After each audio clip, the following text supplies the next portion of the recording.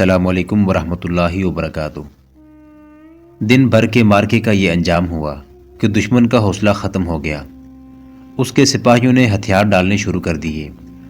وہ نیم محاصرے میں آگے تھے۔ سالار نکل گئے۔ رات زخمیوں کے واویلے سے لرزتی رہی۔ دن بھر کی تھکی ہوئی لڑکیاں رات کو زخمیوں کو اٹھاتی رہیں۔ صبح ہوئی تو اس میدان کا منظر بھیانک اور ہولناک تھا۔ دور دور تک لاشیں بکھری ہوئی تھیں۔ گھوڑے مرے پڑے تھے۔ جنگی قیدیوں کو دور پرے لے گئے تھے۔ ان لاشوں میں لڑکیوں کی جو لاشیں تھیں وہ اٹھا لی گئی تھیں۔ بادشاہی کا نشہ انسان کو اس سطح پر بھی لے آتا ہے جہاں ایک انسان اپنی قوم کو دو دھڑوں میں کاٹ کر انہیں آپس میں لڑا دیتا ہے۔ سلطان صلاح الدین ایوبی نے میدان جنگ کا منظر دیکھ کر کہا، اپنے بھائی اپنی بہنوں کی عصمت دری کرتے ہیں۔ اگر ہم نے بادشاہی کے رجحان کو ختم نہ کیا تو کفار اس قوم کو قوم کے سربراہوں کے ہاتھوں آپس میں لڑا لڑا کر ختم کر دیں گے۔ قرون ہما اور اس کے پہلو کا مارکا ختم ہو گیا تھا۔ جنگ ابھی جاری تھی۔ مارکے کی رات 12 چھاپہ مار حلب کی فوج کے اس ذخیرے تک پہنچ چکے تھے جہاں آتش گیر مادے کے مٹکے رکھے تھے۔ رات کے وقت مٹکے کھول کر اس سے کپڑے بھگوئے جا رہے تھے جن کے گولے بنا کر منجنیکوں سے پھینکنے تھے۔ ہانڈیاں بھی بھر کر سر بمہر کی جا رہی تھیں۔ ابھی ایک فوج ریزرو میں تھی۔ اسے اطلاع مل گئی تھی کہ دونوں فوجوں کے حملے ناکام ہو چکے ہیں، لہٰذا یہ فوج آخری حملے کے لیے تیار ہو رہی تھی۔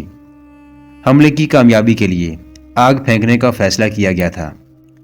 سلطان ایوبی کے 12 چھاپہ ماروں نے اپنا ہدف دیکھ لیا۔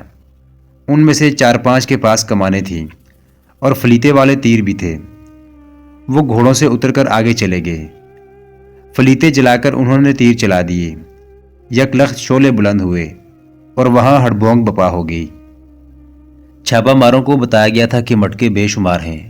وہاں بھگدڑ مچی تو چھاپہ ماروں نے ہلہ بول دیا۔ شعلوں سے وہاں بہت روشنی ہو گئی تھی۔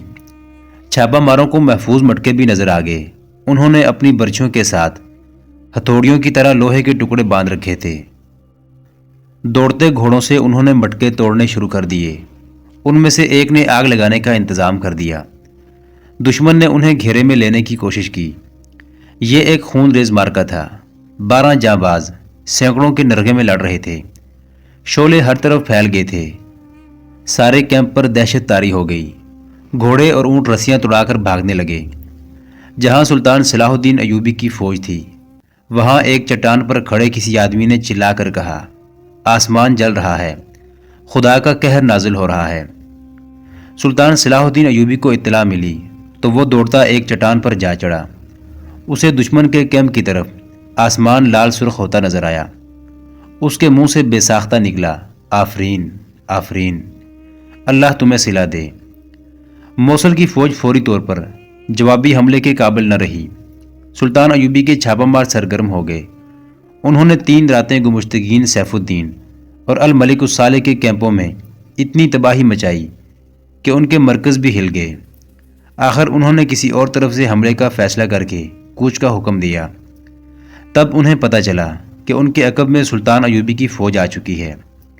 یہاں سلطان ایوبی نے اپنی مخصوص چالوں سے دشمن کو بے حال کر دیا۔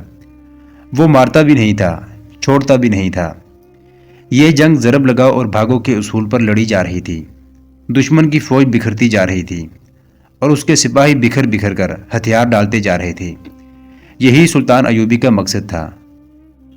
19 رمضان المبارک 570 ہجری بمطابق 13 اپریل 1175 عیسوی کی صبح سحری سے فارغ ہوتے ہی سلطان صلاح الدین ایوبی نے اپنے پلان کی آخری کڑی پر عمل کیا جس کی ہدایات وہ 1 روز پہلے جاری کر چکا تھا۔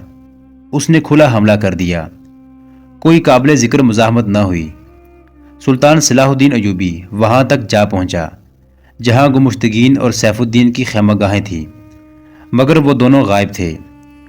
وہ ایسی بزدلی سے بھاگے کہ اپنی ذاتی خیمہ گاہیں جن سے جنگل میں منگل بنا ہوا تھا جوں کی توں چھوڑ گئے۔ حرم کی لڑکیاں، ناچنے گانے والیاں اور ان کے سازندے وہیں تھے۔ سلطان ایوبی کی فوج گئی تو لڑکیاں خوف سے ادھر ادھر بھاگنے لگیں۔ انہیں پکڑ کر سلطان ایوبی کے سامنے لے جایا گیا۔ اس نے ان تمام کو رہا کر کے دمشق بھیجنے کا انتظام کر دیا۔ دلچسپ خیمہ گاہ والی موصل سیف الدین کی تھی۔ وہاں لڑکیوں کے علاوہ خوشنما پنجرے بھی تھے جن میں رنگ برنگے پرندے بند تھے۔ اس رات سلطان صلاح الدین ایوبی کے سامنے ایک اور لڑکی لائی گئی جو دشمن کے اس کیمپ میں لاشوں کو پہچانتی پھر رہی تھی، جس پر سلطان صلاح الدین ایوبی کے چھاپا ماروں نے شب خون مارا اور آتش گیر مادے کے مٹکے تباہ کیے تھے۔ سلطان صلاح الدین ایوبی نے اسے پہچان لیا اور کہا، تم میرے ایک جاسوس انتانون کے ساتھ ہران سے آئی تھی؟ جی ہاں، اس نے کہا، میرا نام فاطمہ ہے، میں لڑکیوں کی فوج کے ساتھ دمشق سے آئی ہوں۔ وہ زخمی بھی تھی، کہنے لگی، مجھے معلوم ہو گیا تھا کہ انتانون یہاں شب خون مارنے آیا تھا، اس کی لاش ڈھونڈ رہی ہوں۔ نہ ڈھونڈو، سلطان ایوبی نے کہا، وہ بھی کہتا تھا کہ چھاپا ماروں کی لاشیں نہیں ملا کرتی۔ فاطمہ نے اداس لہجے میں کہا، اس نے مجھے کہا تھا کہ آؤ ایک دوسرے کو فرض پر قربان کر دیں۔ مجھے خوشی ہے کہ اس نے گناہ کا کفارہ ادا کر دیا ہے، میرا فرض ابھی باقی ہے، میں گمشتگین کو قتل کرنے آئی تھی۔ اس لڑکی کی جذباتی حالت دیکھ کر کوئی بھی اپنے آنسو نہ روک سکا۔ سلطان صلاح الدین ایوبی نے کہا، دمشق سے جو لڑکیاں آئی ہیں ان سب کو واپس بھیج دو، انہوں نے دشمن کو شکست دینے میں میری بہت مدد کی ہے۔ اس وقت میں ہی جانتا ہوں کہ مجھے مدد کی کتنی ضرورت تھی۔ یہ لڑکیاں جیسے غیب سے آئی تھیں، لیکن میں انہیں اپنے ساتھ نہیں رکھ سکتا۔ لڑکیوں کے احتجاج اور غصے کے باوجود انہیں دمشق بھیج دیا گیا۔ سلطان ایوبی اب کہیں رکنا نہیں چاہتا تھا۔ اس نے دشمن کو جو شکست فاش دی تھی اس سے وہ پورا فائدہ اٹھانا چاہتا تھا۔ اس نے حکم دے دیا کہ تمام فوج کو حلب کی سمت کوچ کے لیے تیار کیا جائے۔ اپنے سالاروں کو وہ اگلے پلان کے متعلق بتا رہا تھا کہ ایک گھوڑ سوار گھوڑا دوڑاتا آ رہا تھا، اس کے ہاتھ میں برچھی تھی اور برچھی میں کوئی چیز اڑی ہوئی تھی۔ وہ قریب آیا تو سلطان صلاح الدین ایوبی کے باڈی گارڈوں نے اسے روک لیا۔ سلطان ایوبی نے دیکھا کہ سوار نے کسی انسان کا سر برچھی میں اڑسا ہوا تھا۔ سلطان ایوبی نے اسے آگے آنے کی اجازت دے دی۔ وہ آذر بن عباس تھا، وہی جاسوس جو دمشق جاتے ہوئے محافظوں کی حراست سے بھاگ گیا تھا۔ اس نے گھوڑے سے اتر کر برچھی سے سر اتارا اور سلطان ایوبی کے قدموں میں پھینک کر کہا، میں آپ کا مفرور قیدی ہوں، میں نے کہا تھا مجھے بخش دیں، میں گناہوں کا کفارہ ادا کروں گا۔ آپ نے میری عرض نہ مانی۔ میں نے راستے میں سوچا کہ مجھے جاسوس باپ نے بنایا اور میرے دل میں دولت کا لالچ پیدا کیا ہے۔ میں صرف اس کام کے لیے بھاگا تھا۔ میں حلب گیا، اپنے باپ کو قتل کیا اور اس کا سر کاٹ کر لے آیا ہوں۔ اگر اس سے میرے گناہوں کا کفارہ ادا نہیں ہوتا تو مجھے پھر قید کر لیں اور اسی طرح میرا سر کاٹ کر پھینک دیں۔ سلطان ایوبی نے اسے حسن بن عبداللہ کے حوالے کر دیا اور کہا، اسے اگر قابل اعتماد سمجھا جا سکتا ہے تو اس کے متعلق کوئی فیصلہ کیا جائے گا۔ اس نے میرے ایک سوال کا جواب دے دیا ہے۔ میں آج تک سوچتا رہا ہوں کہ دشمن کا جاسوس پوری معلومات لے گیا تھا، پھر بھی دشمن میرے پھندے میں آ گیا۔ اب معلوم ہوا ہے یہ خبر دینے نہیں بلکہ اپنے باپ کو قتل کرنے گیا تھا۔ اس سے اگلے دن سلطان ایوبی خیمے میں سویا ہوا تھا۔ باہر بہت سے آدمیوں کی باتوں سے اس کی آنکھ کھل گئی۔ باہر کوئی جھگڑا ہو رہا تھا۔ سلطان ایوبی نے دربان کو اندر بلا کر پوچھا کہ باہر کیا ہو رہا ہے۔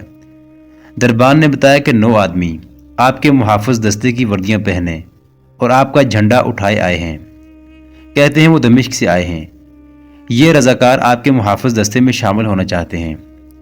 انہیں روکا تو کہتے ہیں کہ وہ اتنی دور سے عقیدت اور جذبے سے آئے ہیں، وہ آپ سے ملنا چاہتے ہیں۔ یہ شیخ سنان اور گمشتگین کے بھیجے ہوئے فدائی قاتل تھے، ان کی چال کامیاب ہو گئی۔ سلطان ایوبی نے دربان سے کہہ دیا کہ انہیں اندر بھیجو۔ ان سے برچیاں باہر رکھوائی گئیں۔ وہ خیمے میں گئے اور فوراً ہی انہوں نے خنجر اور تلواریں نکال لی۔ سلطان ایوبی کے 2 محافظ بھی ان کے ساتھ آ گئے تھے۔ ایک فدائی نے سلطان ایوبی پر حملہ کیا۔ سلطان نے پھرتی سے حملہ روک لیا اور اپنی تلوار اٹھا لی۔ پہلے ہی وار سے اس نے حملہ آور کا پیٹ چاک کر دیا۔ خیمے میں جگہ تھوڑی تھی۔ دوسرے فدائیوں نے بھی سلطان ایوبی پر حملے کیے۔ دونوں محافظوں نے جم کر مقابلہ کیا۔ باہر سے دوسرے محافظ بھی آ گئے۔ خیمے کے اندر تلواریں اور خنجر ٹکرانے لگے۔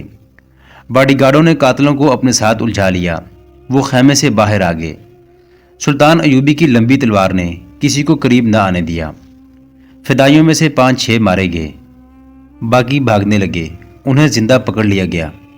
خیمے کے اندر سے ایک فدائی نکلا، اس کے کپڑے خون سے لال ہو گئے تھے۔ سلطان ایوبی کی ادھر پیٹھ تھی۔ زخمی فدائی نے پیچھے سے سلطان پر حملہ کیا۔ ایک باڈی گارڈ نے بروقت دیکھ لیا۔ وہ چلایا، سلطان نیچے، اور حملہ آور کی طرف دوڑا۔ سلطان ایوبی فوراً بیٹھ گیا۔ قاتل کی تلوار ہوا کو کاٹتی سلطان کے اوپر سے گزر گئی۔ باڈی گارڈ نے فدائی کے پہلو میں برچھی اتار دی۔ وہ تو پہلے ہی زخموں سے مر رہا تھا، وہ گرا اور مر گیا۔ سلطان ایوبی اس حملے سے بھی بال بال بچ گیا۔ بعض یورپی مورخوں نے لکھا ہے کہ سلطان ایوبی پر یہ قاتلانہ حملہ کرنے والے اس کے اپنے باڈی گارڈ تھے جو ایک عرصے سے اس کے ساتھ تھے، لیکن اس دور کے وقائع نگاروں کی تحریروں سے شکوک رفع ہو جاتے ہیں۔ بہاؤالدین شداد اور ایک مصری وقائع نگار محمد فرید ابو حدید نے لکھا ہے کہ یہ شیخ سنان کے بھیجے ہوئے 9 فدائی تھے جو حلف اٹھا کر آئے تھے کہ سلطان ایوبی کو قتل کر دیں گے ورنہ زندہ نہیں لوٹیں گے۔ وہ سلطان ایوبی کو تو قتل نہ کر سکے، البتہ ان میں سے زندہ کوئی بھی نہ لوٹا۔ جو زندہ رہے انہیں سزائے موت دے دی گئی۔ کسی سپاہی کی بہادری کا تذکرہ ہو رہا تھا۔ سلطان صلاح الدین ایوبی کا ایک سالار کھانے کے بعد کی محفل میں کسی مارکے کی باتیں کر رہا تھا۔ ایک سپاہی کی بہادری کا ذکر آ گیا۔ سلطان ایوبی نے کہا، لیکن تاریخ میں نام آئے گا تو وہ آپ کا اور میرا ہوگا۔ تاریخ لکھنے والوں کی یہ بے انصافی ہے کہ وہ بادشاہوں، سلطانوں اور سالاروں سے نیچے کسی کی طرف آنکھ اٹھا کر بھی نہیں دیکھتے۔ فتح اور شکست اللہ کے ہاتھ میں ہے، لیکن فتح کا صحرا ہمیشہ سپاہیوں کے سر ہوتا ہے۔ ہمارے چھاپا مار جاں باز دشمن کے پاس جا کر اس کے دوست بن جائیں تو ہم ان کا کیا بگاڑ سکتے ہیں؟ مارکوں میں سپاہی لڑنے کی بجائے اپنی جان کی فکر زیادہ کریں تو آپ فتح کس طرح حاصل کر سکتے ہیں؟ حق یہ ہے کہ تاریخ میں ہمارے ان سپاہیوں کا ذکر ضرور آئے جو اکیلے اکیلے 10-10 کا مقابلہ کرتے ہیں اور اپنے پرچم کو سرنگوں نہیں ہونے دیتے۔ یہ سپاہی جب بھی ہاریں گے تو میری اور آپ کی نالائکی کی وجہ سے ہاریں گے، یا انہیں وہ غدار اور ایمان فروش شکست دیں گے جو ہماری صفوں میں موجود ہیں۔ خدا نے ہمیں کس گناہ کی سزا دی ہے کہ ہم میں غدار پیدا کر دیے ہیں؟ محفل میں کسی نے جھنجھلا کر کہا۔ میں عالم نہیں کہ اس سوال کا جواب دے سکوں۔ سلطان ایوبی نے کہا، شاید خدائے ذوالجلال نے غداروں کی صورت میں ہم پر یہ خطرہ مستقل طور پر سوار کر دیا ہے کہ ہم ہر لمحے چوکس اور چوکنے رہیں اور ایک کے بعد دوسری فتح حاصل کرتے کرتے مغرور نہ ہو جائیں۔ خدا کی باتیں خدا ہی جانے۔ میں ڈرتا ہوں کہ ایمان فروشی کسی دور میں اسلام کے وقار کو لے ڈوبے گی۔ آپ صلیبیوں کے اس عزم سے بے خبر تو نہیں کہ ان کی جنگ آپ کے نہیں اسلام کے خلاف ہے۔ وہ کہتے ہیں کہ جب تک صلیب زندہ ہے چاند ستارے کے پرچم کے خلاف برسر پیکار رہے گی۔ وہ اپنی آنے والی نسلوں کے لیے یہی عزم ورثے کے طور پر چھوڑ جائیں گے۔ میں چاہتا ہوں کہ ہم اپنے ان سپاہیوں کے کارنامے قلم بند کر لیں جو شمالی مصر کے صحراؤں میں بھی لڑے اور ہما کی برف پوش وادیوں میں بھی۔ ان چھاپا ماروں کے بھی تذکرے قلم بند کر لیں جو دشمن کی صفوں کے عقب میں چلے جاتے ہیں اور اتنی تباہی مچاتے ہیں جو پوری فوج بھی نہیں مچا سکتی۔ ان میں سے کتنے زندہ واپس آتے ہیں؟ 10 میں سے 1، وہ بھی زخمی۔ ہاں سلطان محترم، سالار نے کہا، یہ ایک قیمتی ورثہ ہے جو ہم آنے والی نسلوں کے لیے چھوڑیں گے۔ قومیں شجاعت کی روایات سے زندہ رہتی ہیں۔ تم شاید نہیں جانتے کہ ہمارے بعض سپاہی ملک سے دور، قوم کی نظروں سے دور ایسی جنگ لڑتے ہیں جن کا انہیں ہماری طرف سے حکم ہی نہیں ملتا۔ سلطان ایوبی نے کہا، ان لوگوں پر اپنے مذہب کے وقار کا جنون سوار ہوتا ہے۔ ان کی اپنی کوئی زندگی نہیں ہوتی، کوئی ذات نہیں ہوتی۔ دشمن کے قبضے میں ہوتے ہیں تو بھی سرکش اور آزاد رہتے ہیں۔ قوم کو جب فتح حاصل ہوتی ہے تو قوم ان سے ناواقف رہتی ہے جو پردوں کے پیچھے عجیب و غریب طریقوں سے جنگ لڑتے اور قوم کا نام روشن کرتے ہیں۔ اس دور کی غیر مطبوعہ تحریروں میں ایسے ہی چند ایک سپاہیوں کا ذکر ملتا ہے جن کا ذکر سلطان ایوبی کر رہا تھا۔ ایک کا نام عمر درویش تھا، وہ سوڈانی مسلمان تھا۔ اس سلسلے کی کہانیوں میں آپ کو جو سنائی جا چکی ہیں، آپ نے پڑھا ہوگا کہ سلطان ایوبی کے بھائی تقی الدین نے سوڈان پر فوج کشی کی تھی، مگر دشمن کے دھوکے میں آ کر سوڈان کے صحرا میں اتنی دور نکل گیا جہاں تک رسد کا سلسلہ قائم رکھنا ممکن نہیں رہا تھا۔ دشمن نے رسد کے راستے روک لیے اور تقی الدین کی فوج کو صحرا میں بکھیر کر جمعیت اور مرکزیت ختم کر دی تھی۔ اسلامی فوج کو بہت نقصان اٹھانا پڑا تھا، پیش قدمی کی تو امید ہی ختم ہو گئی تھی، پسپائی بھی ممکن نہیں رہی تھی۔ جنگی قیدی بہت ہوئے تھے، جن میں تقی الدین کے 2-3 نائب سالار اور کماندار بھی تھے۔